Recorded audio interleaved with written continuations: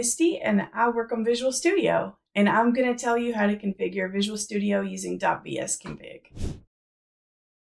If you need to configure Visual Studio across your organization with installation configuration files, you can export the workload and component information to a vsconfig file by using the Visual Studio installer.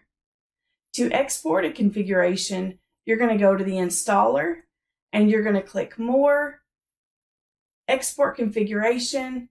You're going to choose the location to export and you're going to review the details.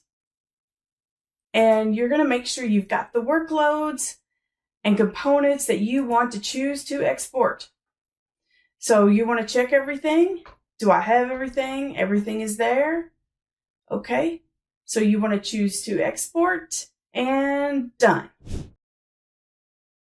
To import a configuration, yeah, you're right. You're going to go to the installer and you're going to click More, Import Configuration. You're going to find your .vsconfig file that you want to import. And you're right, you're going to review your details, verify that you've got everything. Everything's there. It's looking good. I've looked at everything. Okay. Verify those workloads and components. Okay, you're going to choose Close and Done. Now, if you're worried that you missed installing a component, you can save these files as .vsconfig files in your solution root directory.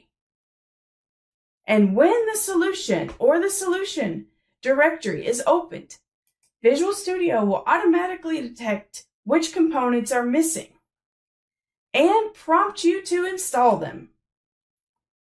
You can find an example of this in the VSware repo on GitHub.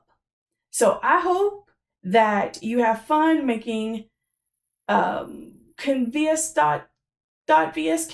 files, and I hope you enjoyed this video.